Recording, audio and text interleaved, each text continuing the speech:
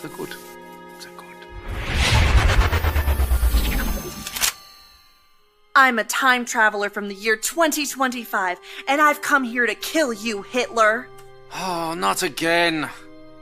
I'm never gonna have enough time to finish these paintings with all of these time travelers trying to kill me. Well, I'm going to succeed. Before you pull the trigger, can I just ask why? Why do all of you people want to kill me? Isn't it obvious? I'm a progressive, a liberal, a fighter for social justice. And you are a fascist who implemented a reign of terror. And while the effects of your policies devastated the world for decades, soon we will be able to take back the White House, and we will be able to use the government to force people to follow our great ideas. You want to use government power to force your ideas on the populace. Me too! That's fantastic! What? No. Ugh. You and I have nothing in common. What I'm saying is there are people in our time with dangerous ideas, and we need to silence them. Silencing those who disagree with you. I do that too! Oh, wunderbar! Oh, the Nazi movement will not die with me. Don't give me that! I'm enlightened, and you're as bad as... well, as Hitler. Listen, what I'm trying to say is we are very close to implementing a utopia, as long as we can get rid of some certain undesirable people groups. Yes, like the Jews. Yes, like the Jews. Oh. So, in the future, Oh. you also do not like the Jews? Well, no. But we don't believe in segregating all the races like you do. I mean, except for, like, graduation ceremonies. In dorms. And hiring practices. Oh, and admissions policies. That sort of thing. I, too, am a fan of the segregation. I'm sorry, I have to ask, is this a real firearm, or is this some kind of toy for kids? It's a flare gun. I'm trying not to support America's toxic gun culture. I'm a firm believer in gun control. Gun control! This was one of my ideas, too. Ban them from the undesirables. Yes, look here. Oh, and your shirt. This is an organization founded by Margaret Sanger. Yes? Wait, you know about Margaret Sanger? Jawohl, of course. Oh, she's such a lovely person. No. She's a fighter for reproductive rights, for women's empowerment, And the eradication of undesirable populations by means of eugenics. Brilliant lady, very inspiring. I must use some of her ideas in our socialized healthcare system. Socialized healthcare? That's not your thing. That's our thing. No, it's very much my thing.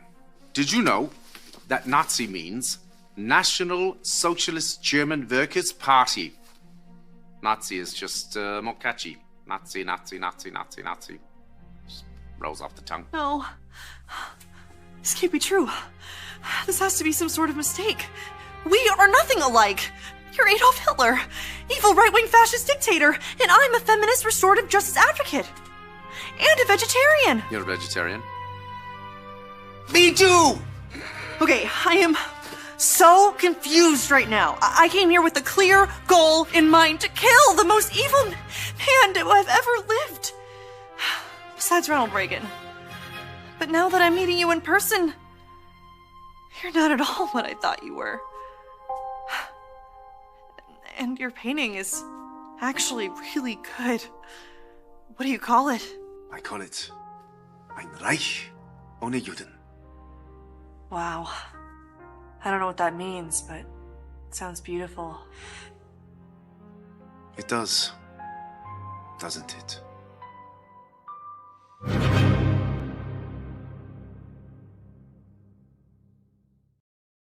Hey, folks, welcome to the program. Today is about you and what you think.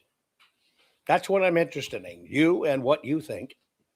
We've done this before. Now I think it's time to do it again.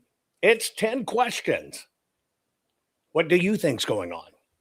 I want to know what you think is going on what's out there, what's going on, what's happening, and what do you think about the things that are trending? I get all of these from Twitter. Watch comments that people are making on Twitter, and it helps me kind of see where people are, should we say, debating things back and forth. Yes, my voice is beginning to rebound. Not quite, right? Joe says, I don't think we want to know what's in his head. Just keep up with your penicillin. You'll eventually heal, Joe. Anyway, folks, that's what we're going to do. We're going to ask the questions. I'll put you on screen, right? If you're in X and Twitch and Facebook, you pop up on one, Rumble on the other. I think I can patch it in, but I want to know what you think about the things that we're facing today. I guess primarily, to say it better, the people that are heading things up for us today. Today's program is brought to you by the fine folks at Goldco. What I'm asking you to do is go to jovanlovesgold.com. That's simple. jovanlovesgold.com. I want you to request your free gold and silver kit today, because now's the time to protect your money with gold and silver. You've seen gold and silver go through the roof. But what I am more concerned with is what's going to happen when everything moves to digital dollars. And more importantly, when you understand how much the government mucks every one of us, muck. Well, I worry about many who have retirement accounts, savings accounts, retirement savings, 401ks, IRAs, etc. If you try to get a hold of that money, if you needed it for some reason, they could ding you, some of them up to 50%. I think that's nuts. Please go to jovanlovesgold.com. Request your free information. They'll be happy to help you. And by the way, I want to say thank you to all the people that have helped preserve our full forensic archives of our work in Arizona. You can see how it's all heating up. It's all becoming relevant. And you watch, it's amazing to me that when people talk in Arizona or talk to a lawmaker, they flip out, realizing that all the data is there, can be recreated, rerun, the whole bit. It's like they didn't even know what an audit was in the first place, and that auditors have to keep their information by law 7 to 10 years after their last report. And we're still working on it. We still have lots to do, lots to figure out in this mess. And so it terrifies them. It should. Look at what's going on in Georgia. But you look here in Maricopa, they failed in every category, folks. They know it. And it worries me. It worries me because they're padding Kamala's votes over 75 million now. It's going to be one of the questions I'm going to ask you today. It's a very tough question, but I want to see where you fall on it. Anyway, share this program, please, right now. And then be prepared to answer on screen. Right? It's easier, by the way, for me to put your answer and information. I'll give you an example. Hang on. Gabe's grandma birthday. Happy birthday, dear. Right? I can put you on screen like this. If you're on Twitch, X, or Facebook, although I don't see any Facebookers commenting today. That's weird. Anyway, Twitch, X, or Facebook, I can pop you up on screen just like this, very easy. Okay? There's Gabe's grandma. Everybody should have a hot grandma, don't you think? Anyway, okay. So, folks, we're going to share this program. Share it out to your friends. It's just a good way for them and you to share your sentiments about what's going on. You got 2 minutes. Not fixing 2020 will damn our nation forever. The historic Maricopa County full forensic audit effort processed 20,895,610 digital and forensic images of varying formats, resulted in 208 million individual evidence-proof files. The system processed over 58 billion forensic measurements, resulting in over 2 trillion individual base computations. No hopium, no hype, just hardcore forensic evidence. Please make sure the Maricopa County Full Forensic Audit Archives survive. Donate now. So if you want what happened in the 2020 election fixed, then please donate to protect and secure this historic evidence. We can't do it without you. We need... Warning. The following program has been rated Gilligaff and is intended for open-minded audiences. If the truth offends you, or if you are allergic to focused intensity, intellectual athleticism, or the occasional F-bomb or even irreverent humor, please switch off now. If your delicate sensibilities need to be worried about or addressed, might we recommend the Underwater Basket Weaving channel to you? Otherwise, sit back, enjoy the wisdom, insight, and wicked sense of humor. Cut the crap. How many times a day do you want to say that to politicians, the elite, the loony liberals, the fake news media, and the gender-confused, emotional socialist snowflake crowd? Cut the crap is your secret weapon for fighting for our freedoms and our great republic. It all begins with a massive mental enema, freeing you from the toxic news and politically correct views, which constipate your consciousness with stinking thinking. Your host, Jovan Hutton Pulitzer. He's known for calling out politicians and telling them to cut the crap. You've seen him on virtually every television network and listened to him on Coast to Coast Radio. And now he's here to help you learn to fight for America. Culture, race, and American politics. They all have one thing in common. They all need to cut the crap. Now, here's your host, Jovan Hutton Pulitzer.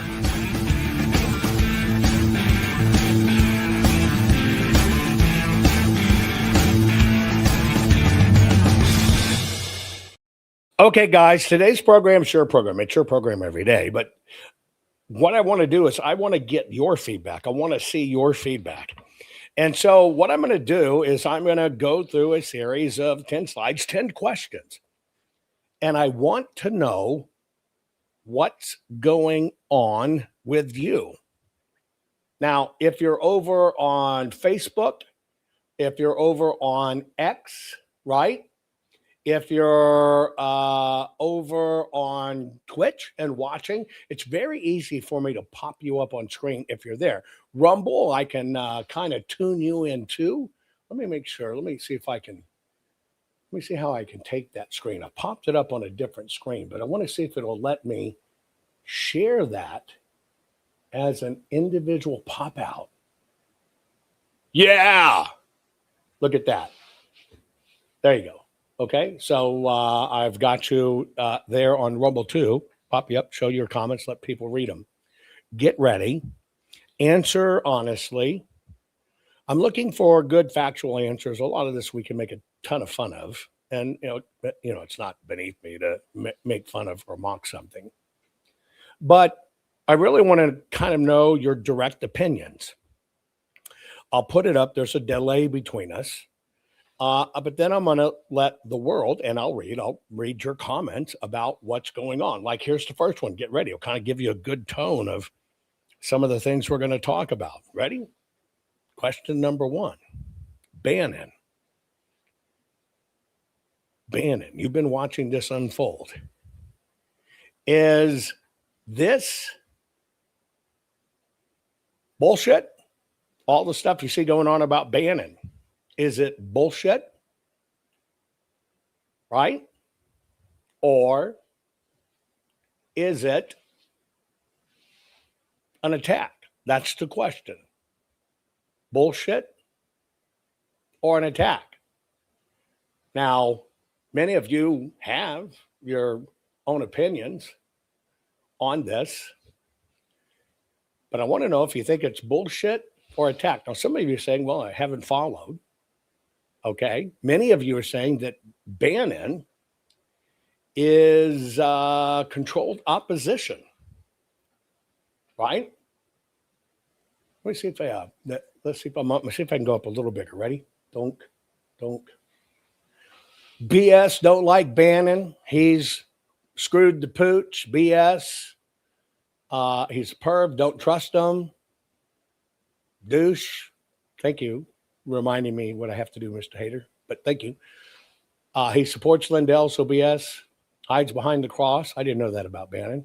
Don't watch Bannon anymore, linked to Epstein. So that's kind of what I'm asking is, what are your thoughts of Bannon? Some of you are saying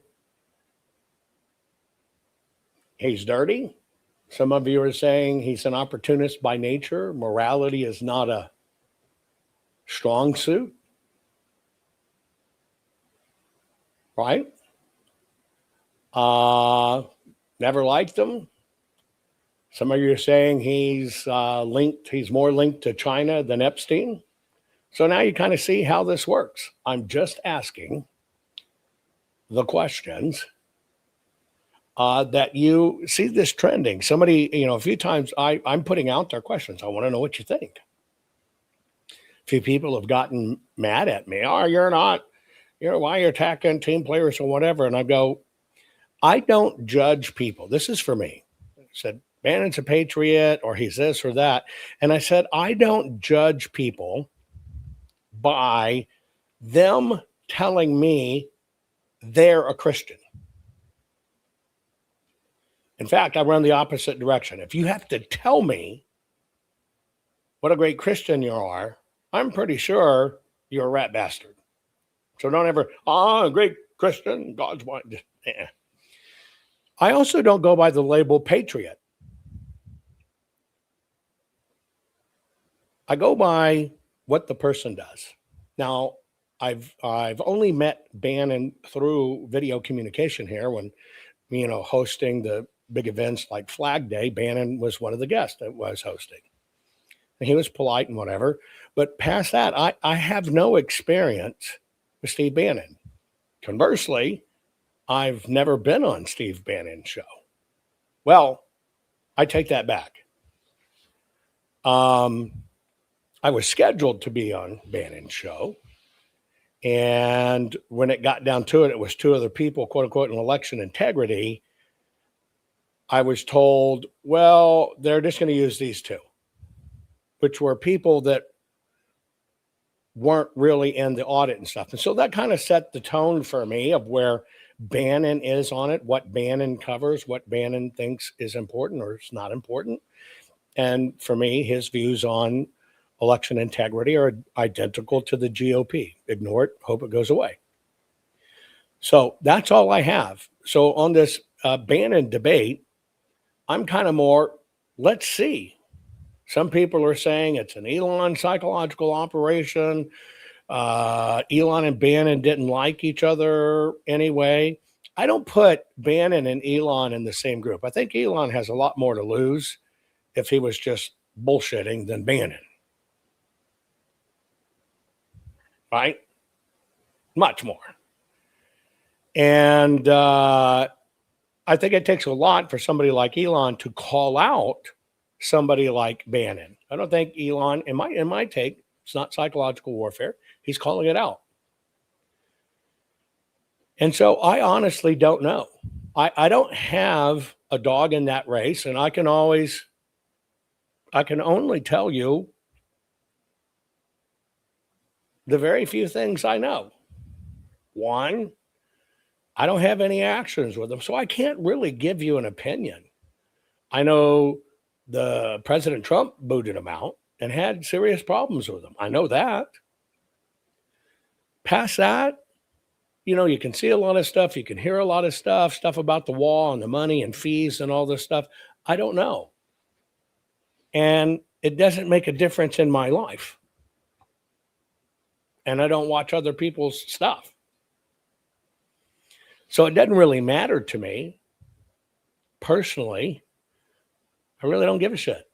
And I kind of default that most people are bad, especially if they have the traditional GOP people on early. They go right to the category of bullshit. Right? That's it.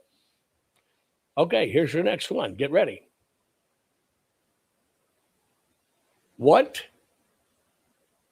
do you think about the Republican Party?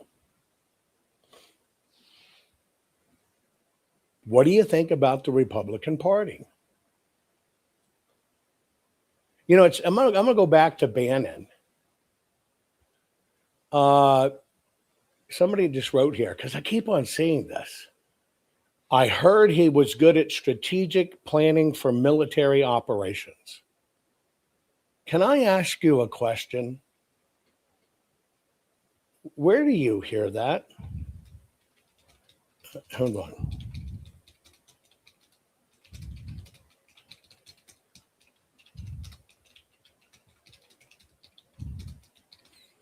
I do see this typical thing. Oh, he's undercover.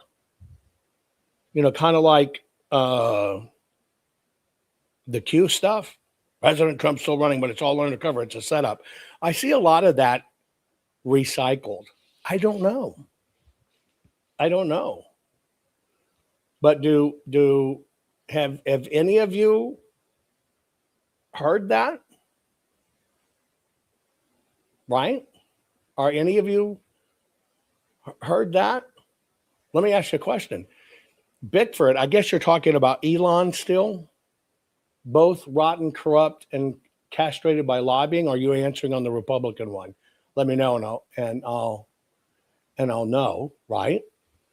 But let's just see. Based on what's publicly documented and reported, there is no evidence at all Steve Bannon has planned or directed military operations, tactical operations, missions run by any armed forces.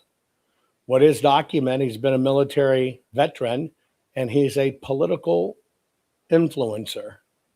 He served in the United States Navy, but he served as a secretary, a special assistant to the chief of naval operations at the Pentagon, which means he's been exposed to the national security work, but he says he has nothing at all to do with planning military operations. Let's see. Early in Donald Trump's, he had a policy adjacent role in 2017, placed on the National Security Council Principals Committee, and then was removed. Said he had some high-level exposure, but had no authority over troops. So there's no thing that he planned military operations of any type, or that he had influence in the decisions. Could he express his opinion politically? Yes. And that he did have proximity to national security discussions in 2017 temporarily. There's the information. So I don't know. I really don't know.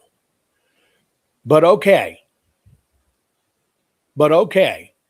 Is that playing into, well, it's really psychological warfare and he's doing this and that and that and this and this and that? I don't think so. But I do think that's a common excuse. Well, it's an undercover sting. He only, and I'm not talking about Bannon, we'll talk about somebody else. He only played like he had sex with kids and ate pizza and hot dogs. It wasn't real. He was just infiltrating it. Do you follow what I'm saying? So I don't know. Okay, let's go back to the GOP. Folks, what I'm doing is 10 questions. I want to do these. And somebody says, well, he still went to jail. Okay. Let me give you another twist. Is that okay? Many times the system will try to incarcerate people or threaten people with incarceration or lawsuits to attempt to do two things. See if in fact they know anything on upper echelon dirt. That's number one. What they primarily do is try to convince you you're going to go to jail for life, and they will lead you along a track of making up something to implicate someone else thereafter. So again, that's just a political tactic. Again, I don't put much credence in whether it went to jail or not, especially under Biden era. Right? If I had to characterize him, he's political. Okay, RNC. Where do you come down on the RNC? Somebody says, if it wasn't for Bannon, there never would have been Trump 1. Let's run that to ground. I'm going to put that out there. Eric says, if it wasn't for Bannon, there never would have been Trump 1. Okay, how many of you, when you voted for Donald J. Trump, be honest, you voted for him because you liked him and you maybe saw his rallies, etc., and you made a decision, versus you voted for him because Steve Bannon said do it and you saw Steve Bannon talk about it? Answer it honestly. We're talking about 45. We're talking about Trump 45. Is that why any of you, I want to hear from you if you did any of you make your decision on Donald J. Trump because of Steve Bannon? Right? I just want to know. Eric says that it wouldn't have been, there wouldn't have been a Trump 1 if it wasn't for Bannon.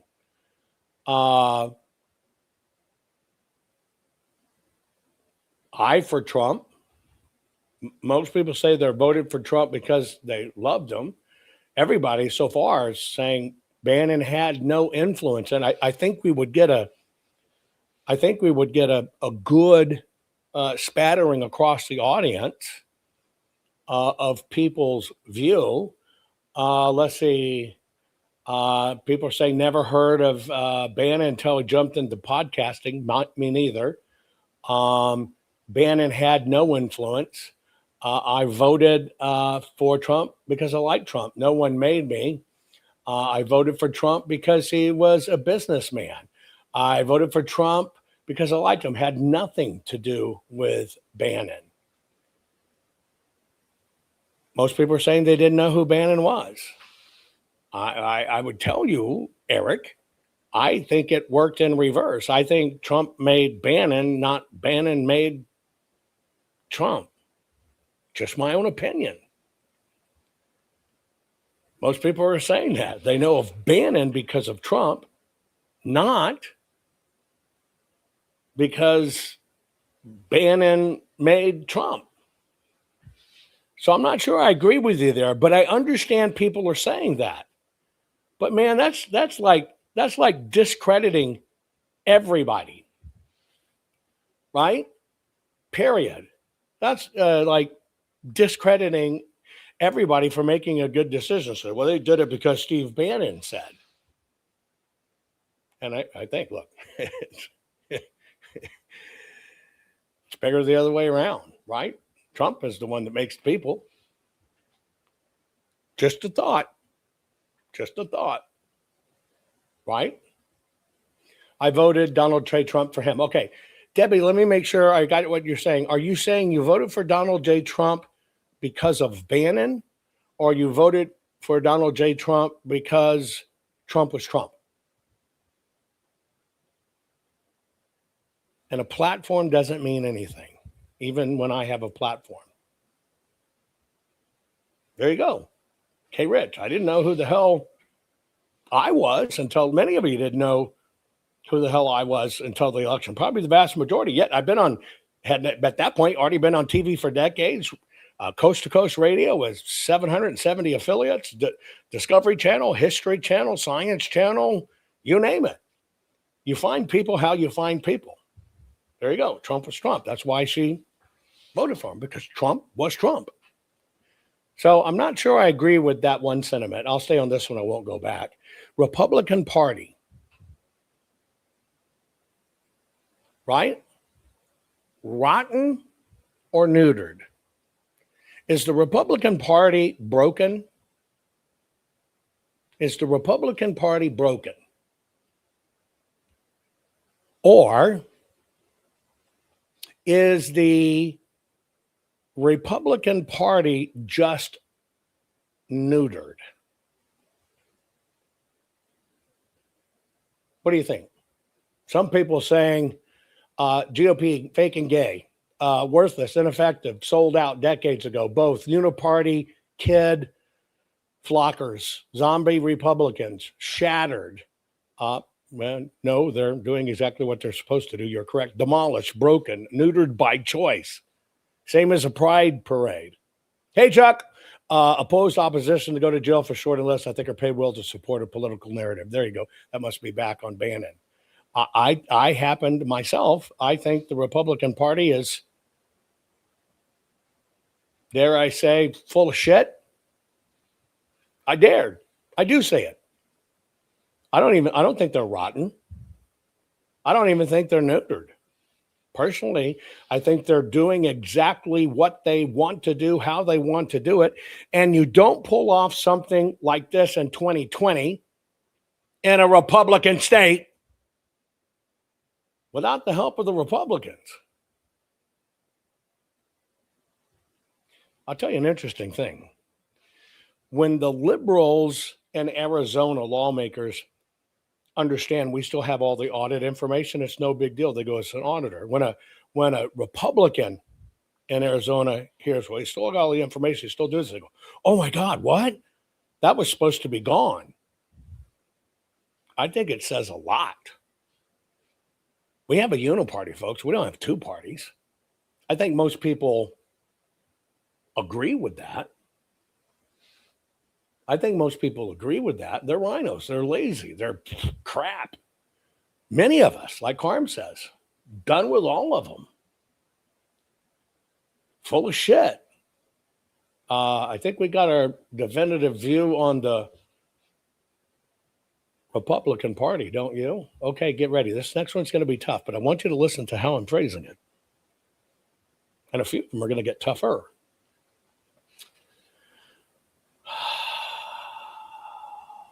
Okay. Get ready. Satanic cabal. Is there a satanic cabal running the Western world, or is that a rumor? Now, the reason I'm even asking this is one of the things that's trending on X is the Russians talking about the West is under the infiltration of a massive satanic cabal. That's why I'm asking this question. Do you think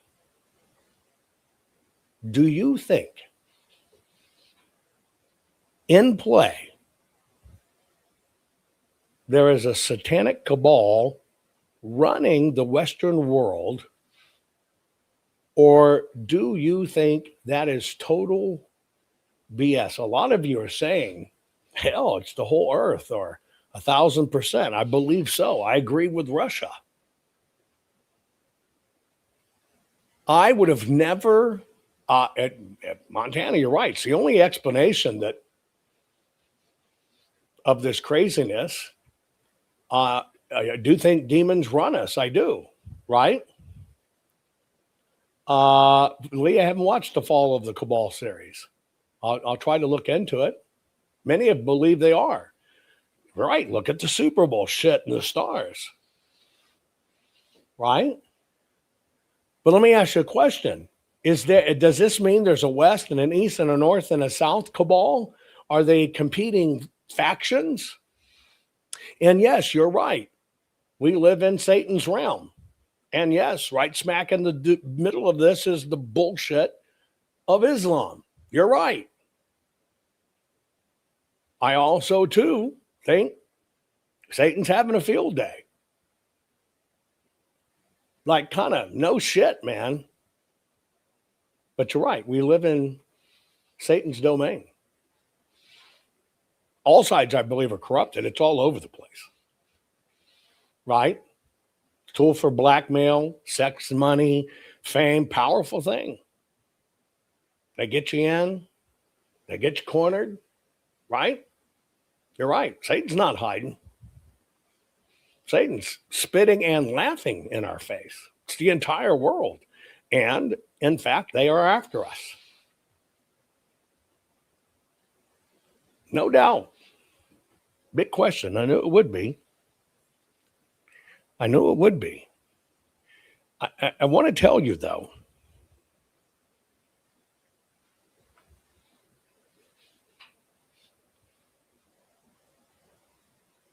it's scarier, right? It's scarier when you just deal with somebody who's evil. That's pretty scary, right? But if we make the leap just from evil, bad, horrible, whatever, right? If we make the leap evil like a serial killer, like an Ed Gein or something like that,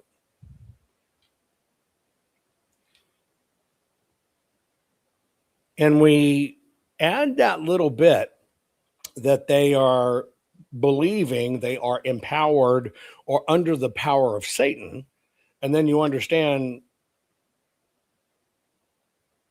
Satan's always been around, Lucifer, and you understand even from the biblical standpoint, I think it gets a little scarier because then it's evil people who believe they have supernatural powers and are empowered by the all-empowering evil.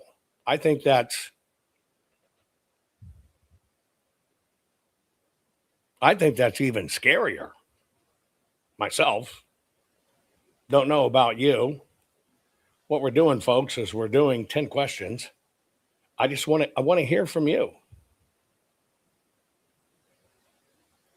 I want to know what you think on these topics.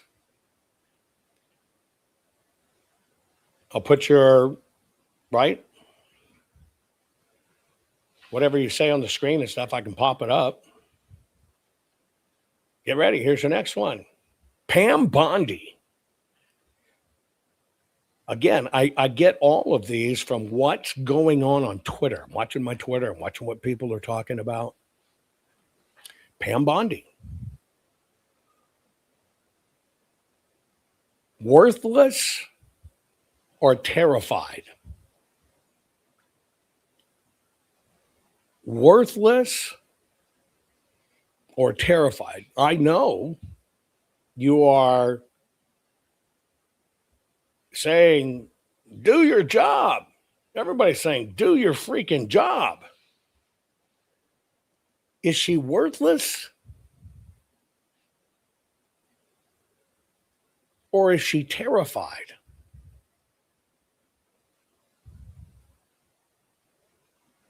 And you're right, she can't tell you who she's investigating. She can't tell you who she's investigating. It's stupid to even ask that, but they do.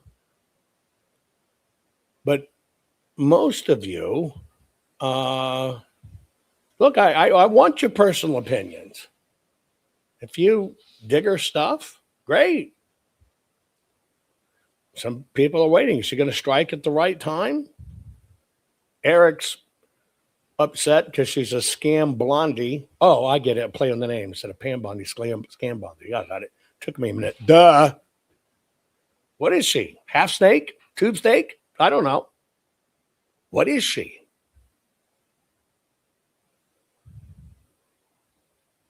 Frank says he's got an unpopular opinion. Let her cook. Taking down a 1,000-year-old cabal doesn't happen overnight. You're right.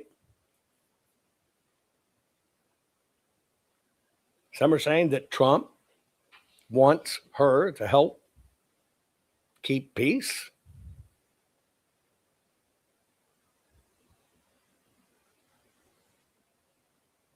Gail says, look, I faced her off in court. She was supporting the system. That's definitely a personal opinion. There you go.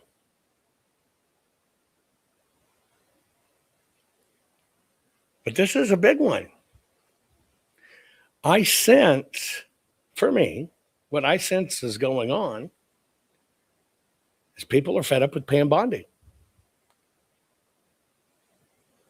We're into the second year of the administration. No indication of anything. Yes, they could be playing it close to the vest. None of us know. Come on. None of us know. None of us know. Yes, very close with Susie Wiles.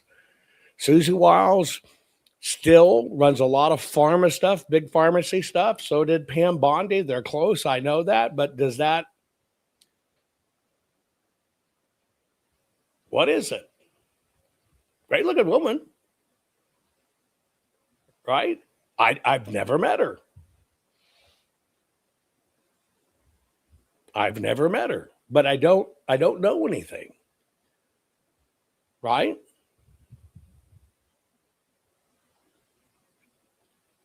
Craig says, maybe I don't pay attention to many things I cannot control, but I understand people want action and theater is stupid.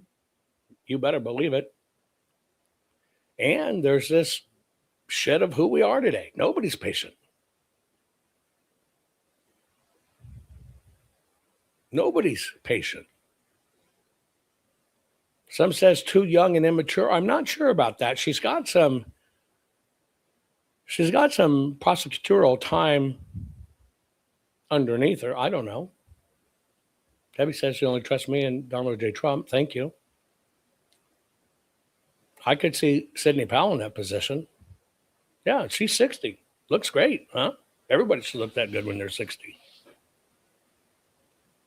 Right? It's Pam Bondi 60. Hang on.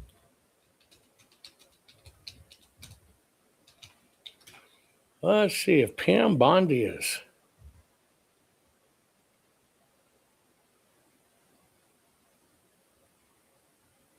Uh, 60, I'm asking. Yes, Pam Bondi is 60, born November 17th, 1965. Good for her.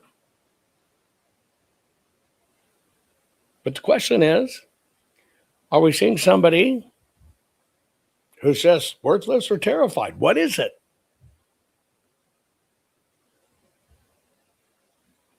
Blitzglam Ferry says she worked alongside Obama's DOJ. Thinks she's a system girl. She was one of the ones long ago that I understand was involved in Epstein and did not do much about it.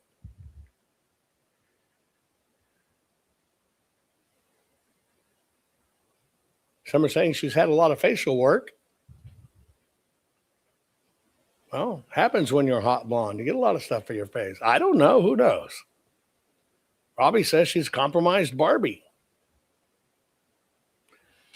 Some of you are saying she is, let me see if I can go up a little bigger. Somebody's saying she's not gonna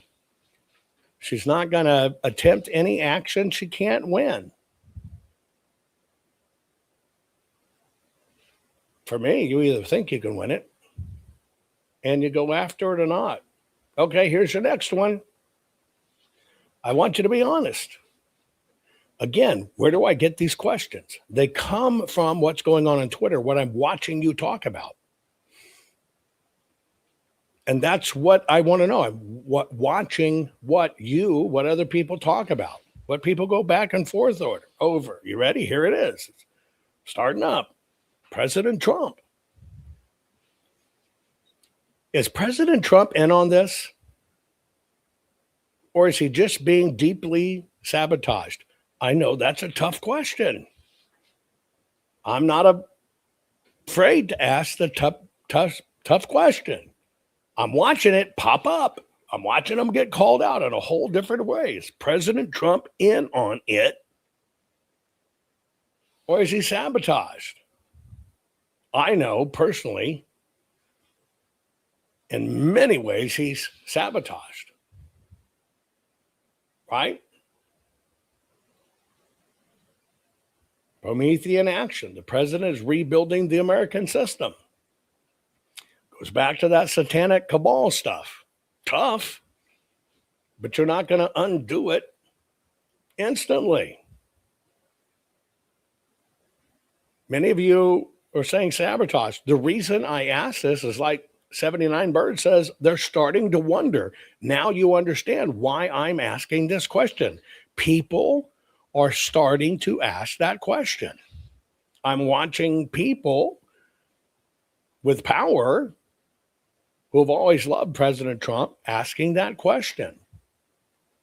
You got to admit, I don't think anybody else could do it. Many are saying he's sabotaged. They say, why the fuck is he not listening to us? I know he's listening. The difference is between getting things done. Trump is not going to run in 2028. Not going to happen, just letting you know.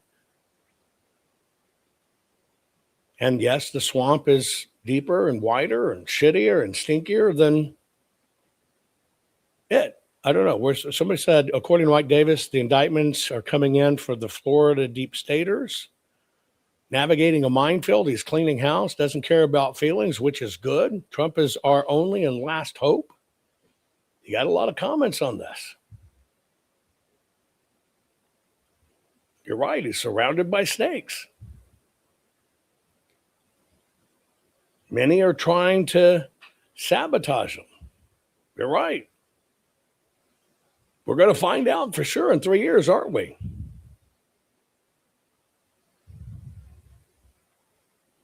Frank says, I trust Trump bigly. Trump forever is a real thing with the Board of Peace. Right? Slow and steady. I can tell you President Trump knows far more than he lets on. President Trump is far more in the trenches than you could ever imagine. He's on it. I can tell you that. And I know it's tough, but that's why I'm asking it. You're saying, arrest the entire DNC leadership for terrorism and treason. Fucking throw in the G and P. Good question. How long did it take for Jesus to finish his work? Not necessarily a great analogy, but it's been in the works for a couple thousand years. There you go. I'll leave it with this one because this is true. President Trump's work means absolutely nothing. Absolutely nothing if we don't learn our responsibilities as Americans. Amen, brother. But I know stuff like that, Craig. I know stuff like that comes from you all the time because I know you're in the trenches actually fighting this in real time. Okay. Next one, I'm going to do a little bit of context on this one. I'm going to show you a slide first. Then I'm going to give you a little background information. Then I'm going to show you a slide again. The question is, Alex Jones, is he a prophet or puppet? Now, let me tell you why I'm asking this. Alex Jones the other day came out with the following. We will not win the midterms. I've told you that. Writing's on the wall for many of us. But Alex Jones said, we will not win the midterms. I've told you that. They will again impeach Trump. I told you that. And that they're going to work to incarcerate Trump and they'll be able to do it. But Alex Jones just recently added, we'll lose the midterms. They will impeach President Trump and find him guilty. And then President Trump will have a stroke and die because they poisoned him. Now, I don't know if you saw that. He has said in the last few days, we will lose the midterms. They will begin impeachment proceedings. President Trump will lose. But then President Trump will die of a stroke because he has been poisoned. Now, this can be taken one or two ways. Some can say it's an instigator.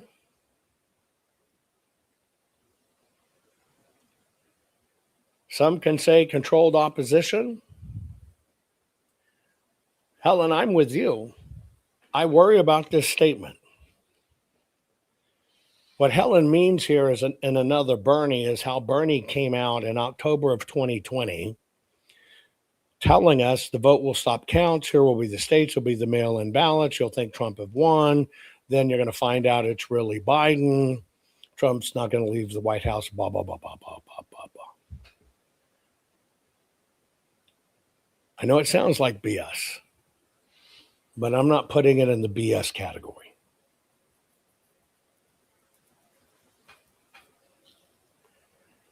Now, I want to take one statement. I want to run this to ground because it's worthy. Robbie said, Alex put out what he thinks the deep state will do to prevent it. You didn't hear what I said.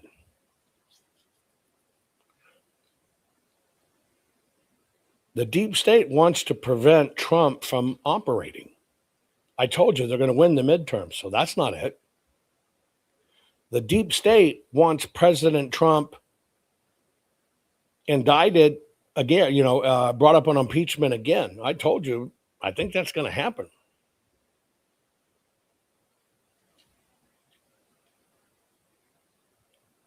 The deep state wants Trump to be indicted and go away. And I'm telling you, and this indictment's going to be worse and they're going to find stuff. What Alex added to it is that after all that, then Trump will die of a stroke because of poison. Now I got to go back to your question there. Why would they do that after the fact?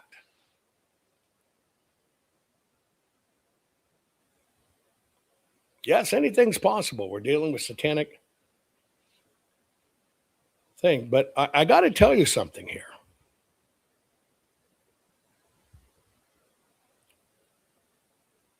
Evil must tell you what they're going to do. They must always tell you their plan. And it's when, look, you think Biden just made a fumbling, dumbass statement, the largest fraud organization ever organized. No, you don't get it. They must say what's going to happen and be done out loud. And that's the law of angels and demons and God and how all the spirituality works. And if people don't hear it and understand what they're doing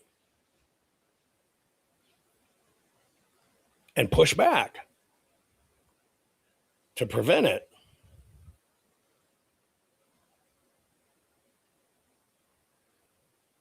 then I'm saying,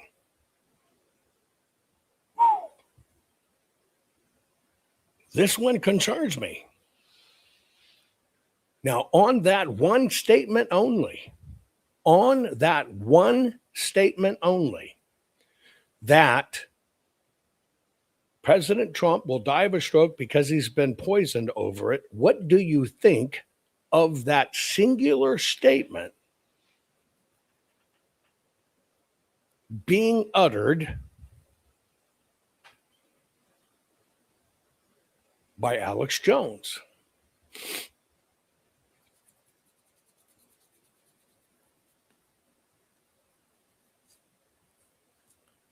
What do you think? Some say maybe it's trying to preempt the movie. Don't know. Some say maybe it's an instigator. Give somebody an idea. Manifesting. Yeah, you don't repeat that stuff. I'll tell you an interesting story. True story.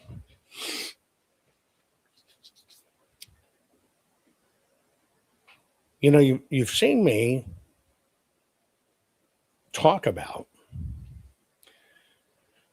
time that y'all saw me on History Channel's longest running, most successful series, which is The Curse of Oak Island. And of course, the producers came to me and my team and said, hey, help us figure this out and understand really how to do this. So we came in for season 2, did the whole season, taught the people, taught the crew, taught the producers. Here's real exploration. Here's what you do. Now, I always called out the producers of Curse of Oak Island because the thing you've heard on History Channel, for those that watch it, you've heard a 7th must die before the treasure is revealed. A 7th must die. And they're milking the shit out of that series. And I'll tell you that in a minute too. A 7th must die in order for the treasure to be real. So you understand the backstory. Curse of Oak Island's been around forever, hundreds of years. Some brothers finally bought 50% of it, and they decided, okay, we'll do a series. History Channel's talked them into it. History Channel went in, shot a season, 6 episodes, only 5 aired. And they knew that people were fascinated with this story, but they had no idea, how do you really execute something like this? What do you do when you bring real expertise to it? And so they reached out to my team. I have the only terrestrial team in the world, meaning our work's on land. And when there's water involved, it's on land. It's not ocean stuff, whole different category. And so I agreed to come in for the producers. I'll teach your production team. I'll bring in the right tools and expertise. I'll bring in the tools of the trade and exploration. And we'll chart a new course other than walking around looking for bits of woods on a beach. That was my duty to the series. And so, I brought in my dive team. We got into 10X for the first time. I brought into the Titanic team for scanning, all this other stuff. And here's how you plot these things out and read them. So I took them off island for the first time. I took them to look at petroglyphs and hieroglyphics that are there, all kinds of stuff. But I always had a problem with when a seventh dies,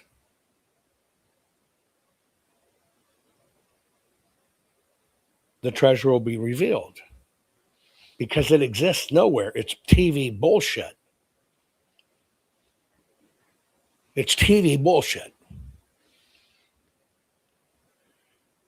And I told Kevin, the great, fantastic producer of the series, who has also now since died, I said, this is shit, and you're breathing this into being. And I'm putting my people in this hole, right? The producers made it up. Total made up. And I said, I want you to understand, when you breathe these things into being and you get millions of people talking about it, you're going to open a door you can't fucking close. He would never walk it back. It became too important to the mythology. And then it happened in fast succession. Craig Tester, the third partner with the brothers, his precious 16-year-old son died in his sleep. I spent a lot of time with his son. There on the island, young kid, eager to learn, experience of his life, participating in this thing. His young son died in his sleep, 16 years old.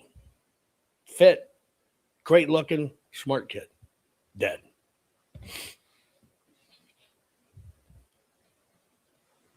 Then you're assigned producers when you do stuff. The producer we're assigned, Matt, again, great kid. Really, it's the history television show Curse of Oak Island, and the curse is bullshit, that seventh must die. Well, I just told you about the seventh must die. Matt, one of our great producers, hand in hand. We're supposed to film on island, and we're going to get access to information that has never been had before.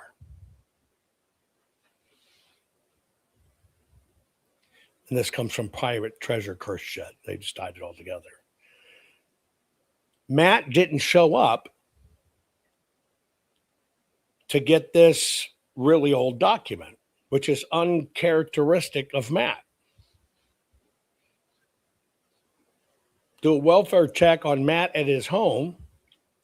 He's on his knees in a praying position on his couch, dead.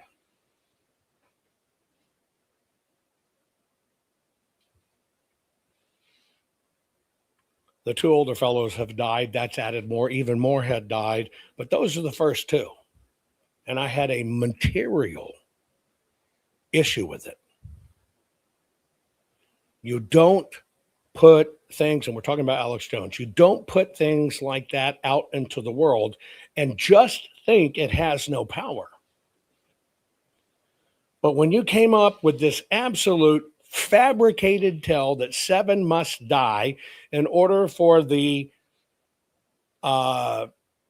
island treasure to be revealed, just because 6 people died before us, before we went into the money pit and finally went in and saw it down there, you don't make up shit like that. But more importantly, it's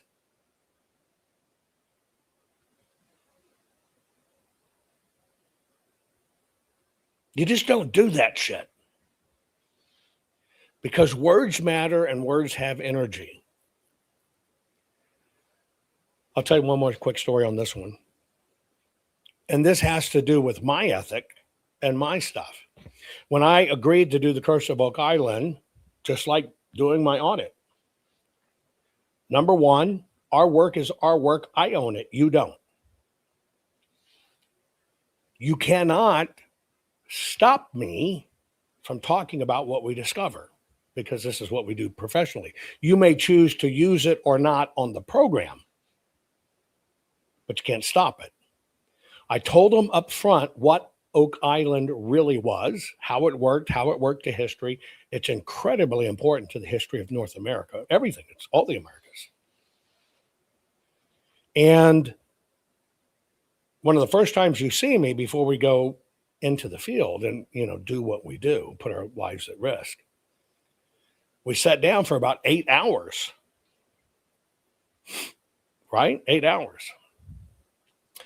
And I'm taking them through a history of Oak Island going back to ancient Mesopotamia. So over 8 hours, I'm taking them on this journey, DNA, language, right?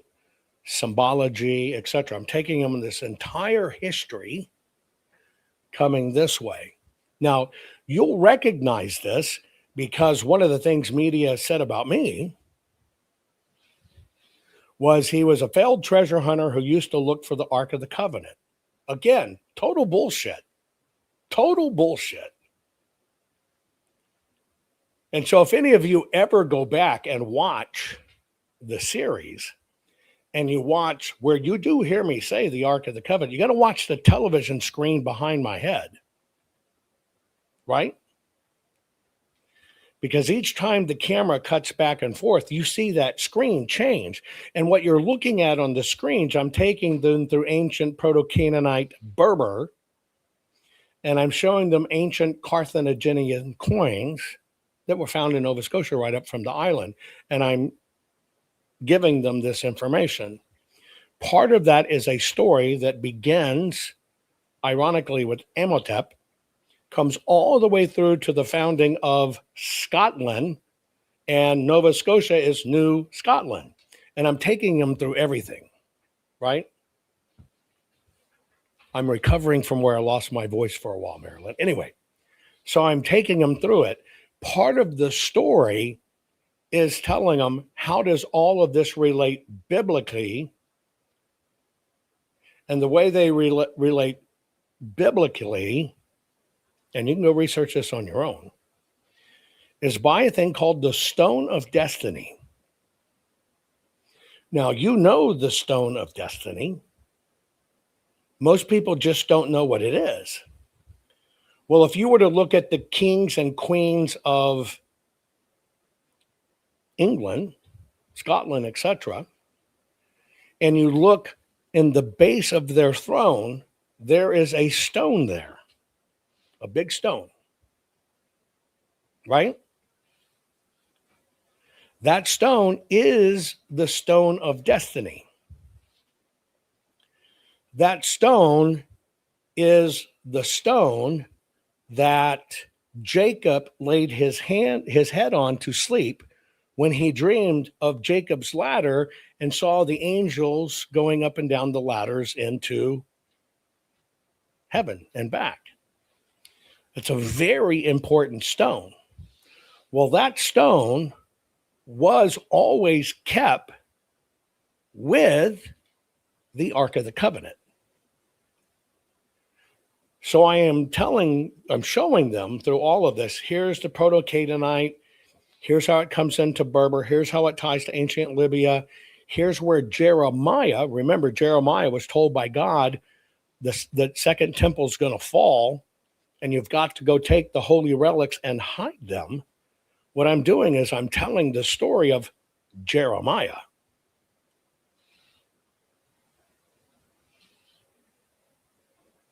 And I'm doing it by showing these ancient relics.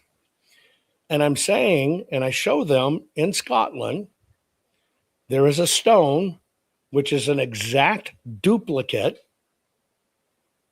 of the Ark of the Covenant. Most people never talk about it. And when you sit on the stone and look out the ocean, you're looking directly across, if you could see it, you can't, at Nova Scotia. And I'm explaining how all of this ties together. And so, in that little bitty clip that the History Channel used, because we turned the show into a massive hit by really bringing true national treasure skills to it, and I'm showing them stuff they had no idea of, they decided that when I mentioned Ark of the Covenant, and I'm telling the history of Jeremiah, the one that wasn't a bullfrog, and all the ancient pharaonic ties, and he left with the Pharaoh's daughters. One of the daughters was Scotia, and I'm explaining all of this and how all of this came about over a history of a few thousand years. Well, they took that piece where my mouth uttered the Ark of the Covenant, where Dan had asked me, what do you think's down here? Well, they took where I'm saying in a previous thing, the Ark of the, and like I just told you with the stone, that stone is an exact replica of the Ark of the Covenant. Well, they took that clip and they butted it up. That's what the news calls me a failed, or not the news, but media bullshit calls me failed treasure hunter who looked for the Ark of the Covenant. That is where it comes from. You can see it for yourself. You just got to understand to look at it. Just you got to watch the screen behind our heads, and you're seeing that change in rapid succession because you're seeing an 8-hour meeting condensed down to a 1-minute soundbite via editing.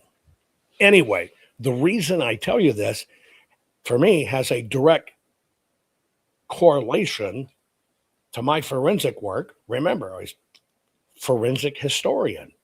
Now, I'm a forensic researcher. That's where all my patents come from, right? And now I'm doing this part of it. The reason I tell you that is because it's one of the sobering lessons I had to learn about all of this bullshit politics stuff. So to me, it was important as a historian. Remember, I've written several hundred history books. Most people don't even know that about lost treasures, lost histories. Hundreds of books.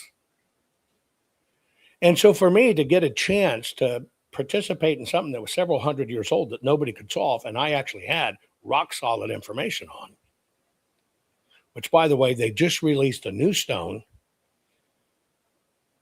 found in ancient Israel,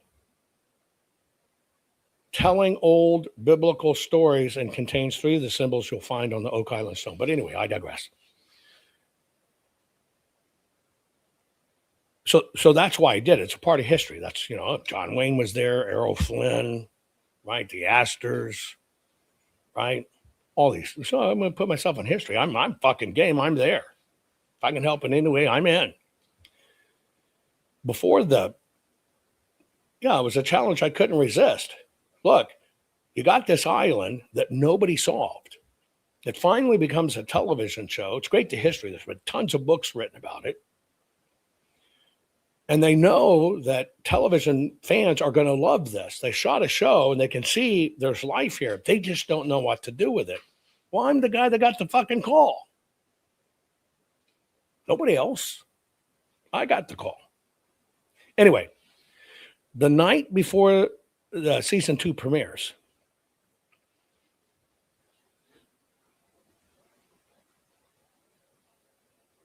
I get a call from the producer, Kevin, and he says, we cannot thank you enough for how much you've taught us and taught the team and really how to look at this and how to do it so we're not walking around, I think it's a stick, sniffing. But then he said, but I want to let you know, as a production company,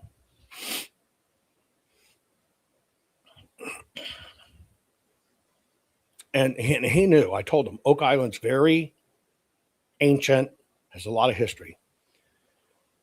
But the one thing he made sure to tell me, he says, when you see yourself, don't be alarmed.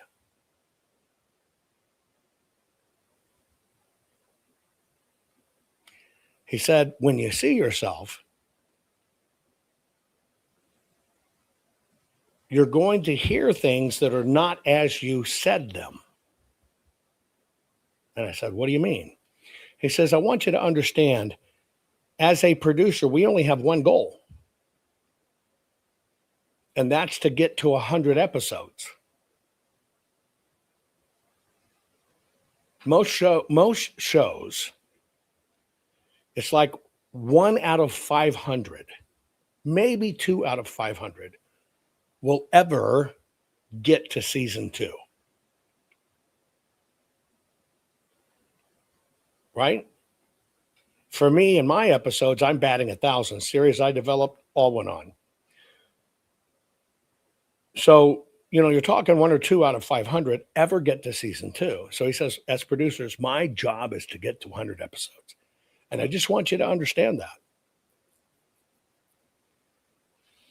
And that's where we ultimately had the parting of ways. Their job is viewers and my job is history.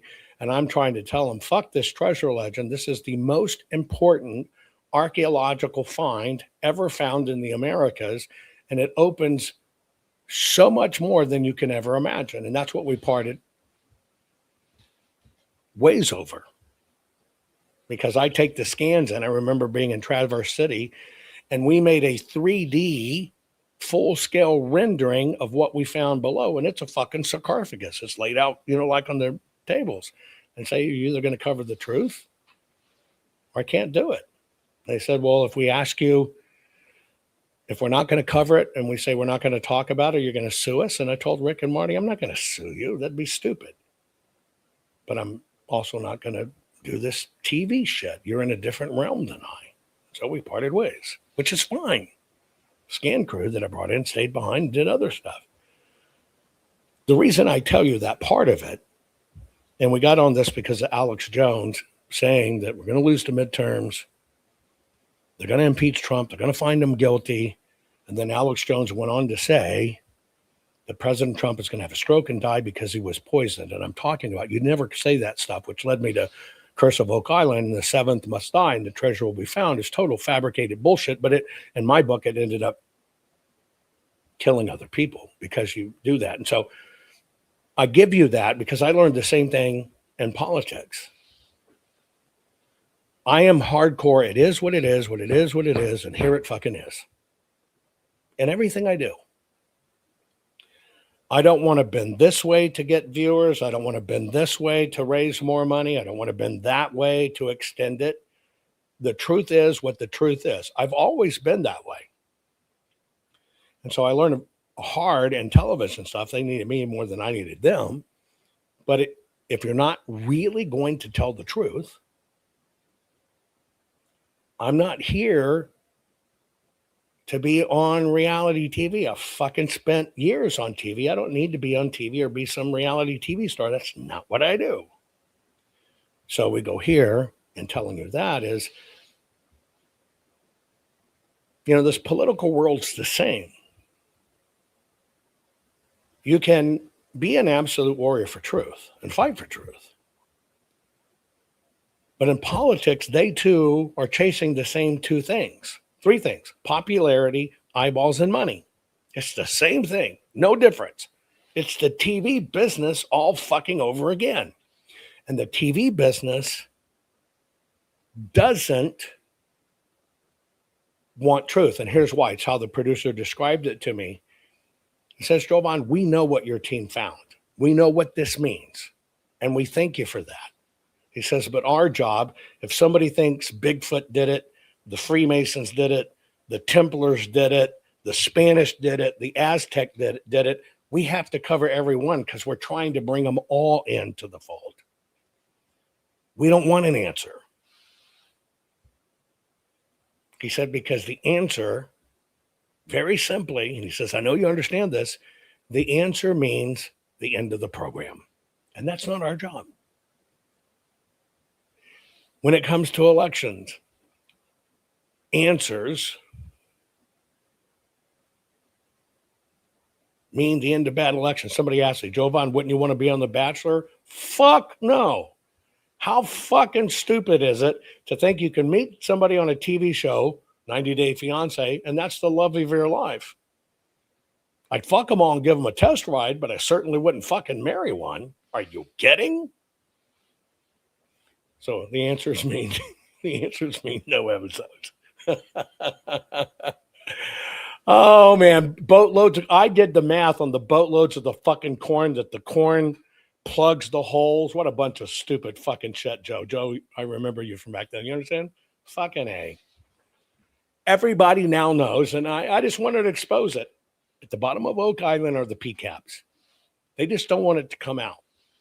Let's move on. Enough fucking wasted time on that. We were talking about Alex Jones. Was he a prophet or a puppet? But he says President Trump is going to be assassinated. We got on it. I just don't, for views or not, you don't fucking speak that shit out loud. Now, maybe some people will consider it preemptive, but if you really believe it, you're working with the fucking president and Secret Service and you're making sure it doesn't happen. You're not fucking putting it out on the airways. Here's your next one. Ready? Scott Pressler.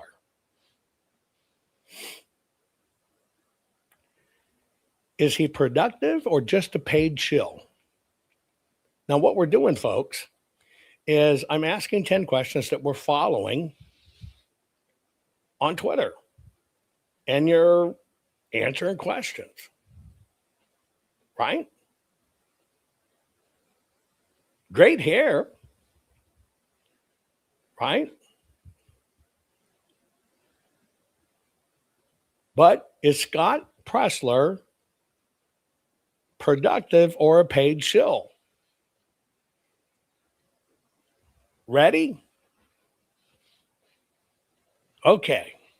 I have a little bit of history with Scott Pressler.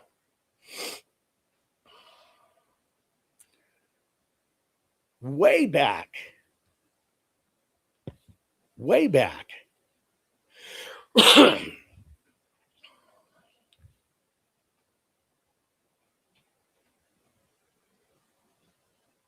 Trump won. So it started pre-Trump won. No, we didn't date.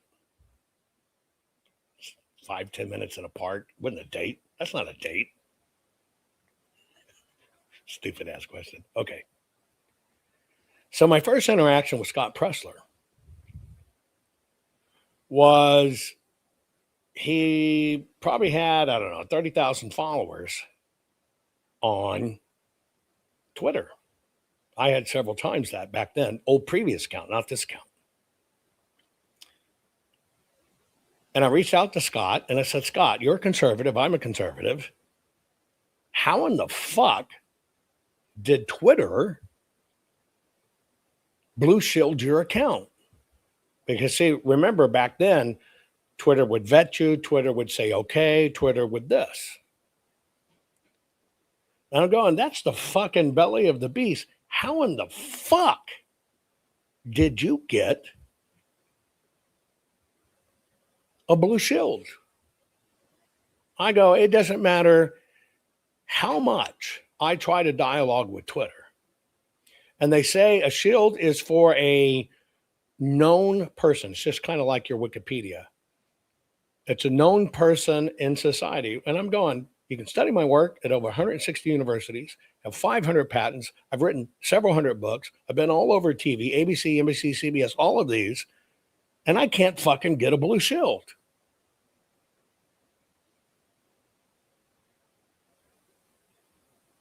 And what he said was he had somebody help him out.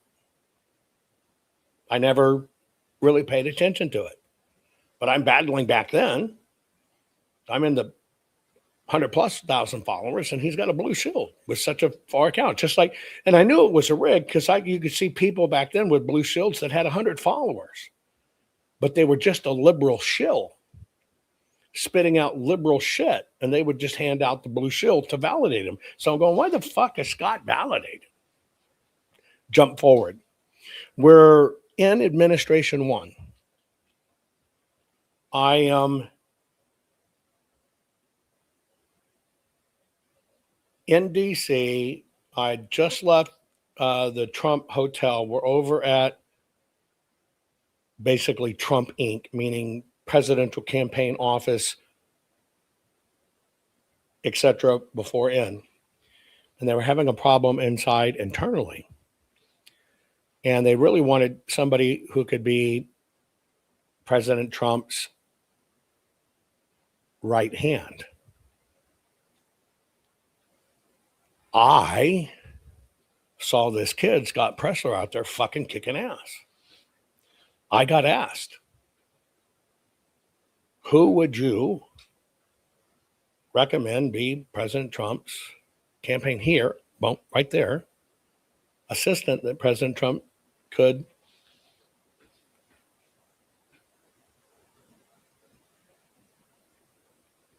trust.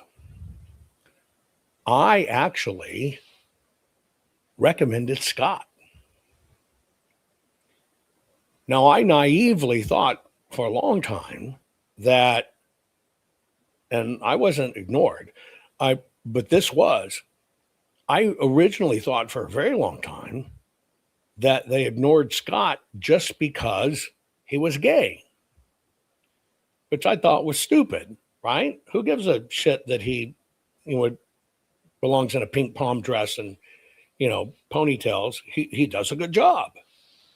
And you want somebody fighting for the cause. But I made that recommendation, and man, it died as fast as it happened. I thought it was just because he was gay.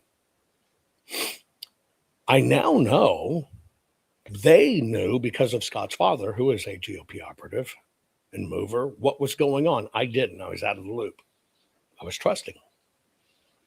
So I now know, looking back with hindsight, why they didn't consider my recommendation.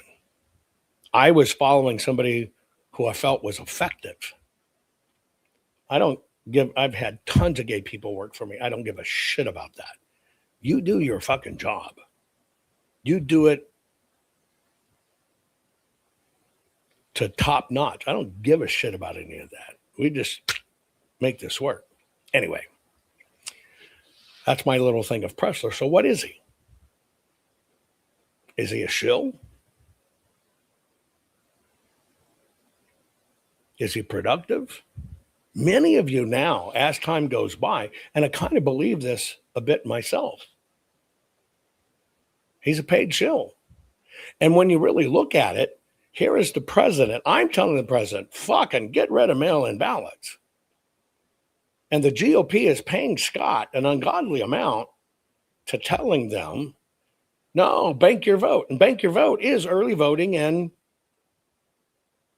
paid ballot. I think when I look at it, that he was marched around. Yeah, I couldn't fucking get a blue shield back then. I've been almost on every major news program in the country, on every major city newspaper, almost every major magazine. 160 universities writing my work. They actively try to scrub this now all over. And back then, I couldn't get a blue shield. Scott did. I now realize there's just a lot I was naive to. Right? And yes, he should donate his hair to cancer patients. That'd be a nobler deed. Maybe he just thinks the bob doesn't go with his dress. I don't know. And yes, President Trump stopped. I said, this is the shill. Directly to the president, I called him out for it. And he stopped. GOP still pulled tons into it. And stuck to the script. So what do you think? Shill or productive? Shill or productive? I think all of that was a script. Every bit of it. Right? Every bit of it. That's my take on it. Here's the next one. You ready? What we're doing is 10 things. These are tending to be trending on Twitter. I'm watching people's dialogue. And yeah, Pressler made a ton of fucking money. Most of you agreeing it's shill. Anyway, ready? Boom. Candace Owens. Correct or corrupt? Did I spell corrupt right? Yeah, I think. Correct or corrupt? What do you think about Candace? What is she? What is she? Correct or corrupt?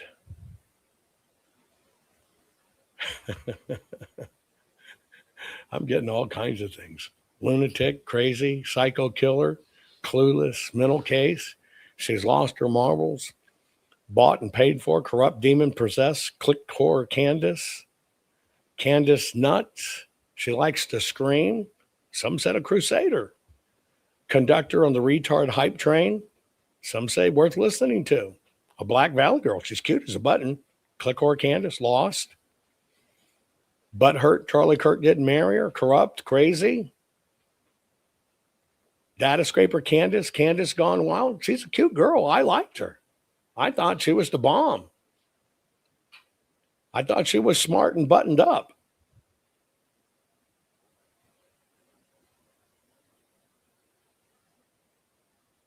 I bet she'd be fun. Naked.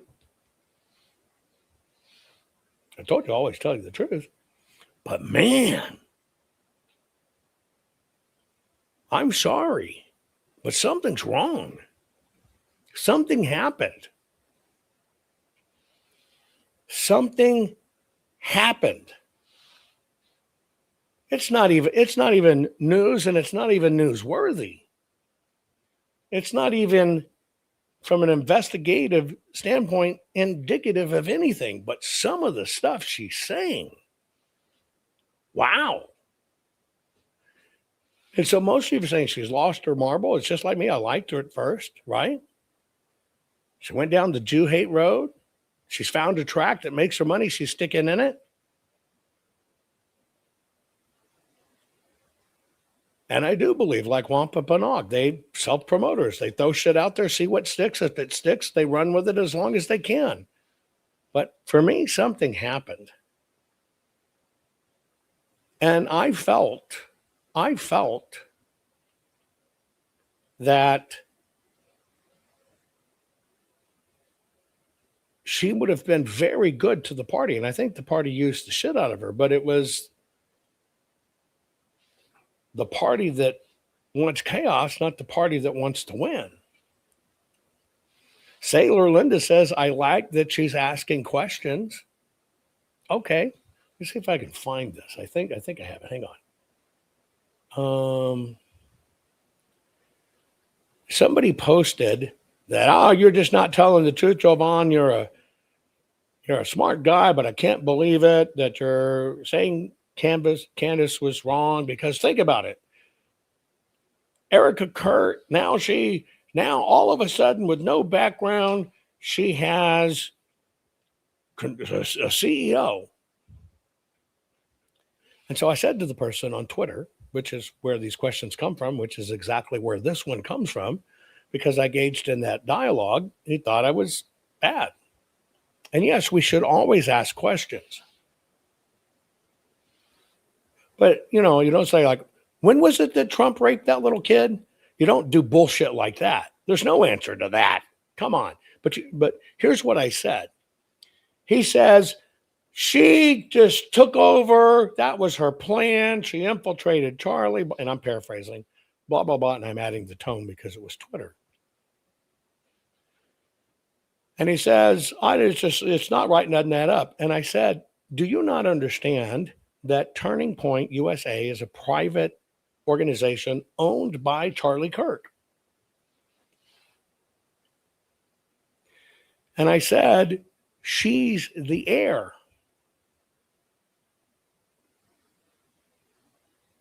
She's the heir. And in the heir, she took over control as CEO. I said, it happens. There's nothing about that. It goes to the family. He doesn't have any aged kids in it or brothers and sisters that wouldn't do it. So that's it. Then he came back and said, well, I appreciate you responding, but it's not typical when somebody dies for just a spouse, a wife, to take over the company or whatever, or politics. It's not typical. So, you know me, I wrote back and I said, okay, you're saying it's not typical for the spouse to take over. I said, but what do you say to these? I said, if you look at the Bissell Corporation, it happened there when the spouse died. It happened at the Washington Post. Happened for the Tootsie Roll with the Gordons. And it's a known fact it happened with Turning Point USA. I said, how can you deny that? It's a private organization. I said, but if you're just thinking it's politics.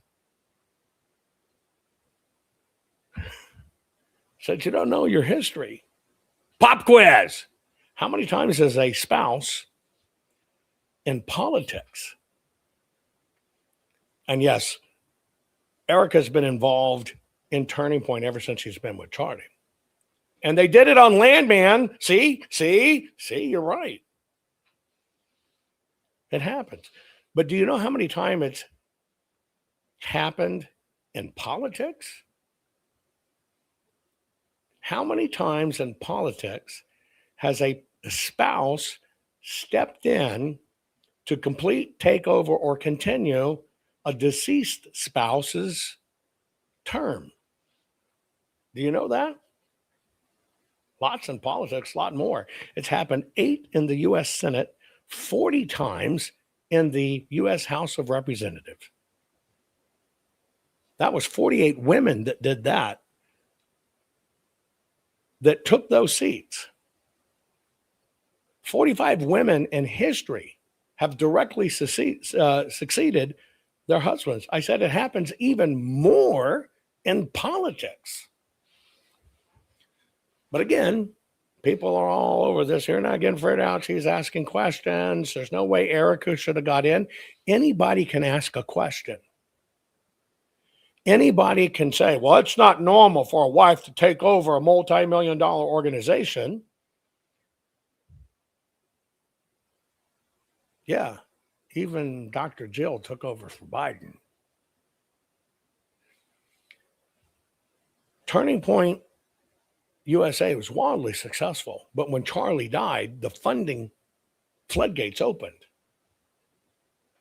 To try to say that Erica did that so she could get a hold of it is stupid. Totally stupid. But again, people don't check history. They just don't check their history. Here's your next one. You ready? 2 more. These are 10 questions that I'm watching dialogues going on Twitter. So I want to ask you, what do you think's going on? You ready? Marjorie Taylor Greene. Is she brave or is she outed?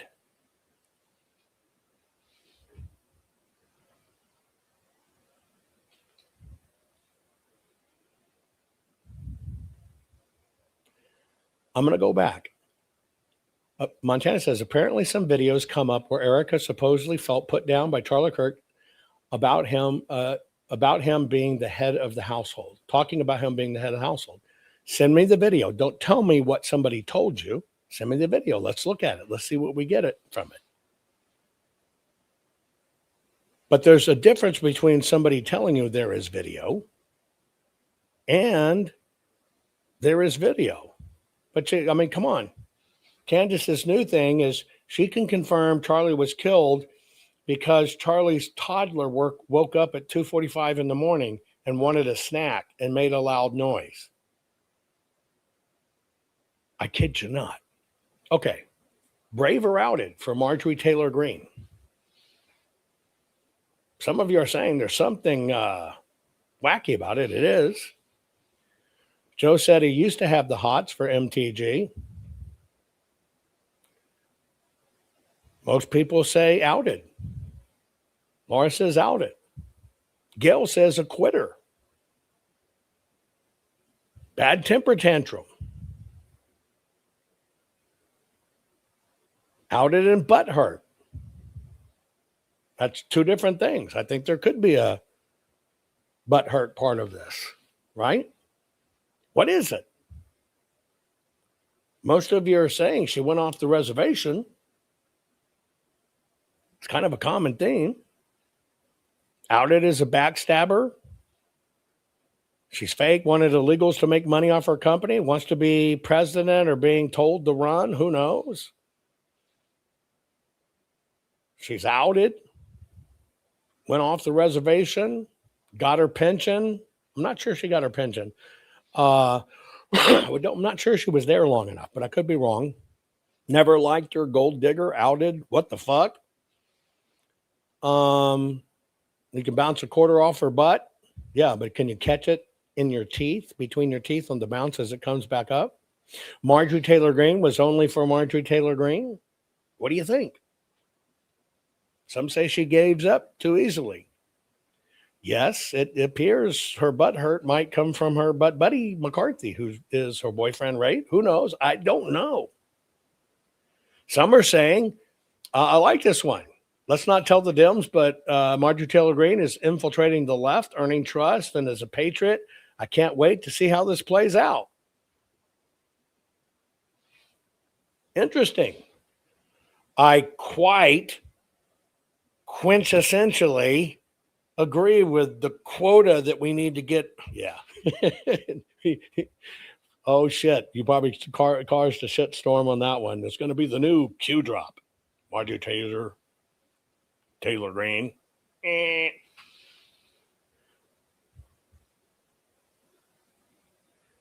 She's a Frank Lutz buddy too. Well, Frank Lutz wouldn't be butt buddies with her, but other dudes, but they're buddies.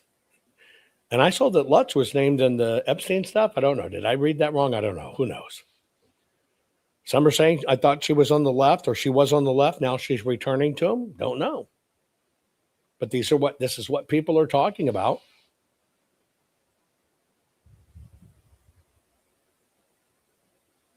She got butt hurt. Jovan has yelled at me plenty of times, but I'm still here. It's only because those Finnish chicks can take it that way.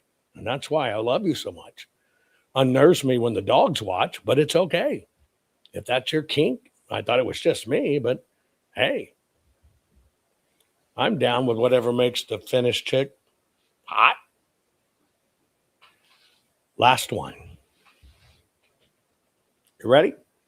What I've been doing is the 10 questions. Montana's been. You got to understand. You see her clapping here. It's only because she has the ability with her fine ass to butt clap. That was her in the video I used to play. But don't tell anybody. Okay. Ready? Last one. 10 questions going on. Those Finnish chicks. I got distracted. Ready? Mike Lindell. Is he the new political talent, or is he a paid prop? Is he the new political talent or paid prop?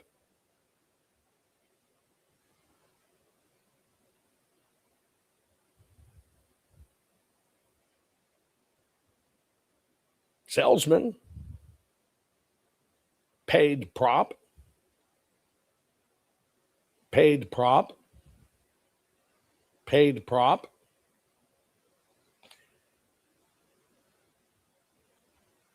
ADHD op. Where's the money?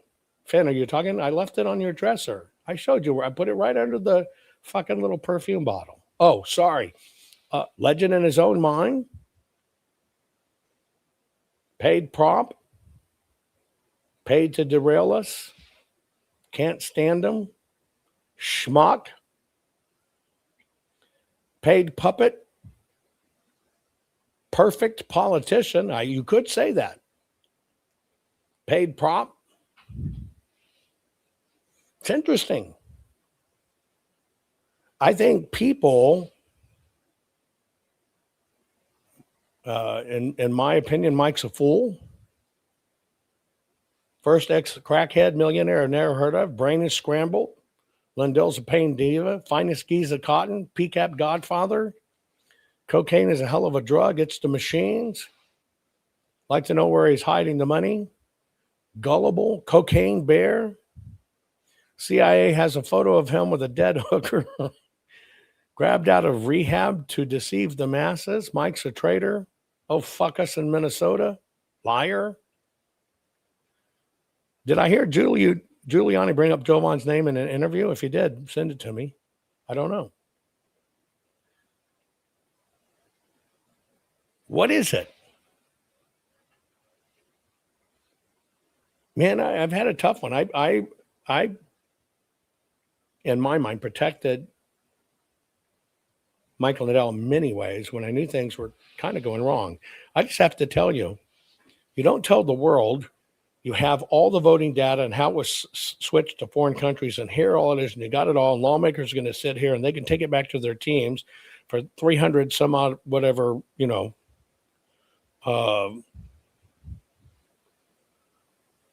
counties, and then keep on raising money, keep on raising money, keep on raising money, keep on raising money, keep on raising money.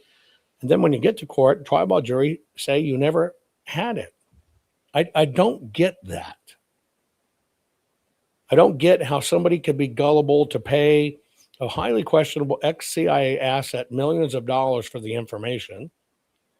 Mike never paid attention to any of us telling him that Dennis Montgomery was a rat bastard and this was crap. He never did it. Of course, he's got his great relationship with Bannon. Bannon makes a shitload of money off of Mike. Mike makes a shitload of money off of Bannon.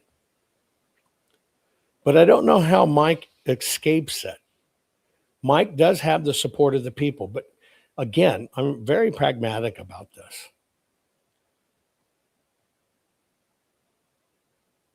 How we have politicians that lie to us. I think we can all agree on that. But they usually, we don't know they're liars until they get in. Now, with this PCAP stuff, and I know a lot of you give him an excuse, say he was naive. Okay, I'm past that now. I don't think anybody can be that naive. But it's okay. But we're talking in politics. If he's the rising political star, great. A lot of people are riding their blow the whistles, blow Antifa, sneak in this, do that, PCAPs. A lot of people are trying to ride it to governorships. But here's my question. If we absolutely know that we do not fucking want politicians that will continually fucking lie to us, and it's all about just campaign money and shit, then what are you thinking about somebody who lied about the PCAPs? Many people are saying he's going to be rewarded the governorship for what he did. But let me go to the other one. A lot of people say Mike was naive and he was conned. It was a CIA operation. Mike was naive and he was conned. Okay, let's just take that one. Do you want a fucking governor that the CIA can run an operation on? Do you want a fucking governor that's naive? Think about that. There's no way to clean any of that up, which tells me uniparty shit.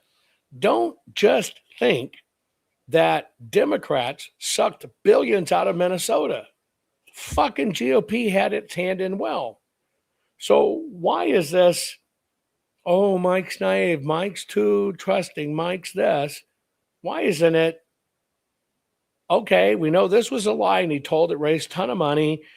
Maybe he wasn't naive and he's getting rewarded with a governorship. Wow. Do you ever think about that? What if that's it? Yeah, why would you elect a governor that never produced any evidence,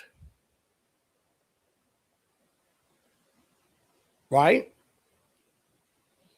Never. I have a problem with that one. And I'm watching. I've done one with Matt Gaetz before, by the way. We'll do more of these. I'm only taking kind of what's trending right now. Minnesota needs help. God bless Mike Lindell fighting his ass off. But I'm telling you, I personally cannot get past his team that sabotaged the PCAPs, his crap that told everybody it's the machines, me going all the way to sit down with President Trump saying, and President Trump said, well, I can get rid of the voter rolls and this and this and this. And behind him, well, we're told don't mess with the voter rolls because they're sweeping the dirt floor. And it's Mike Lindell's team that have told Susie Wiles, President's right hand, this. That's just too much for me. That's too much. And damn, I want to give Mike the benefit of the doubt. But I'm telling you, it's too fucking much. You cannot write millions of checks, millions of dollars in checks to a fucking CIA asset who never delivered. And the only proof he ever brought was other people like Lone Raccoon. Yeah, I sat down with Mr. Montgomery, met him myself, looked through it all, and it's all valid. You can't look up the fact for me that his fucking team went looking for Tina Peters. Do you think it's serendipity that they got a fucking gold star mom? I don't. I just don't buy it. Then to get into court, there's no PCAPs. Every fucking person in the world gets fucking sued, including him, billion-dollar suits, because of Joe Altman saying, I infiltrated an Antifa call, and they said they were going to do it. It set up everybody. Every conservative news organization got sued. Billions of dollars of lawsuits. Billions. Billions paid in restitution, and Mike makes that guy his second in command. Gives him control of everything. Does that make any sense to you?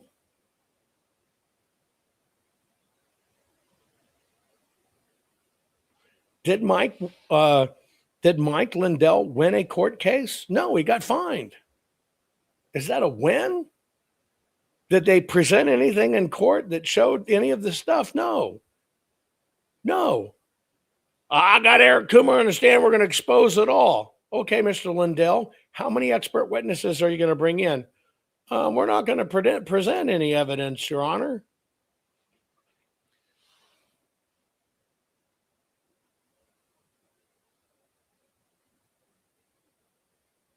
They're trying to tell you that they can't show the PCAPs because it's protected by a government order from 2007. How does that work? How does that work?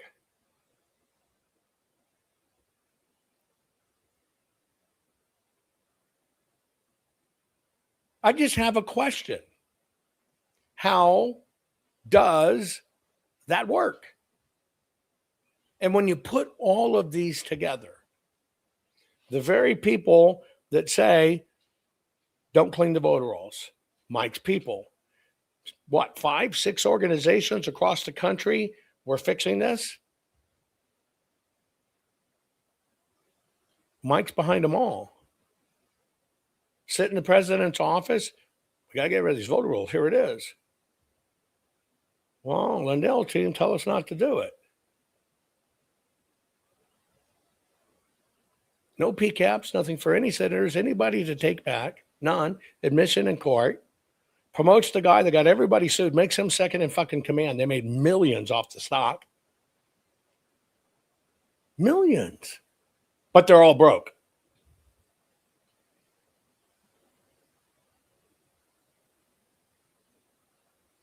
What am I missing?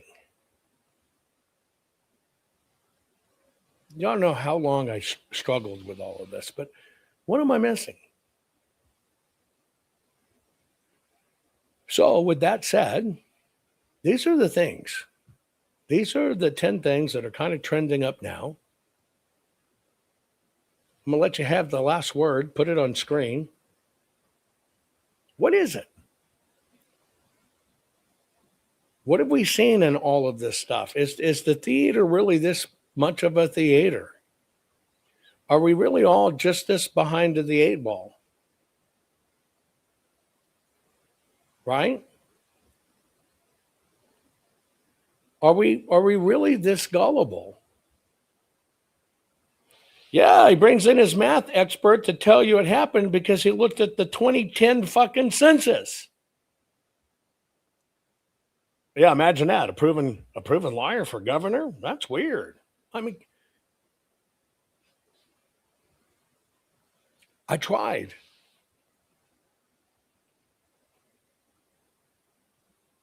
I thought too, if Mike felt he had been Hoonweek, he would have come clean. He never has. I don't get it, folks. I don't get it. But I do know one thing. It's fucking chaos theater. And Mike Lindell and his team, and anybody can truly in election integrity can tell you this, sucked all of the money out of the room. Anybody that wanted to support anything in election integrity sucked it out. Why do you even set up 4 or 5 or 6 organizations under different names? Why is that? If I didn't answer any questions, it's because I'm not covering it in this show. I took these 10. I wanted to know your feedback. This was all about your feedback. I appreciate every one of you. We need your help. This stuff about midterms coming is going to kick our ass, folks.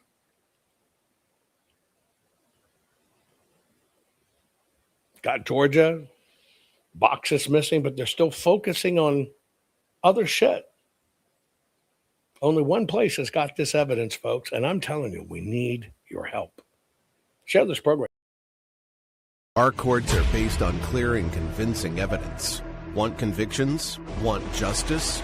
For what happened in the 2020 election? Then we need your help. Not fixing 2020 will damn our nation forever. The decision you make in the next few moments could decide whether we ever get our elections fixed or not. Here's why.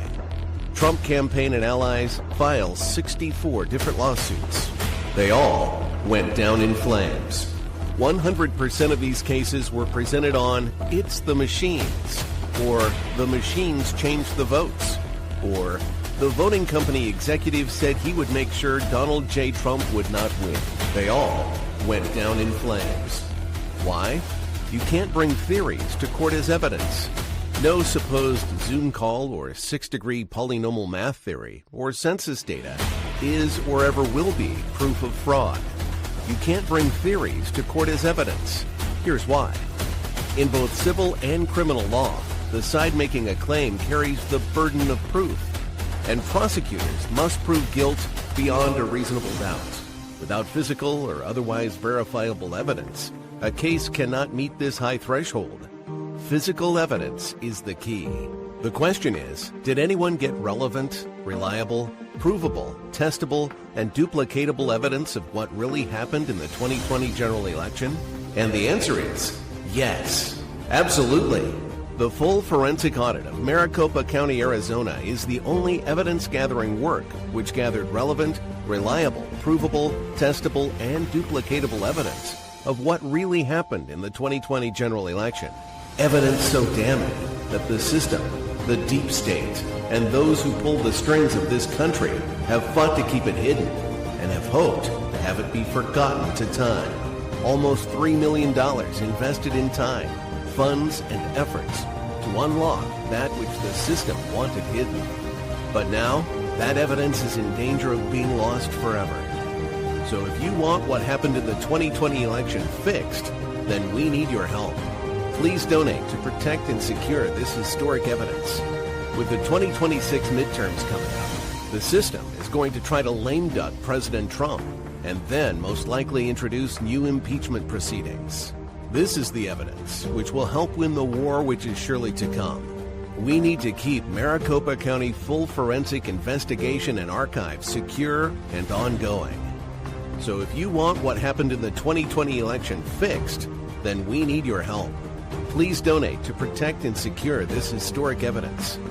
We need your help securing the full forensic audit archives. Don't allow the only testable, objective, and reliable 2020 election evidence fall into obscurity. Millions were spent on getting it documented and tested. This is historic evidence. Not fixing 2020 will damn our nation forever. The historic Maricopa County full forensic audit effort processed 20,895,610 digital and forensic images of varying formats, resulted in 208 million individual evidence-proof files. The system processed over 58 billion forensic measurements, resulting in over 2 trillion individual base computations. No hopium, no hype, just hardcore forensic evidence. Please make sure the Maricopa County full forensic audit archives survive. Donate now. So if you want what happened in the 2020 election fixed, then please donate to protect and secure this historic evidence. We can't do it without you. We need you. America needs you. Our future needs you. Please donate now. Not fixing 2020 will damn our nation forever. Please donate now.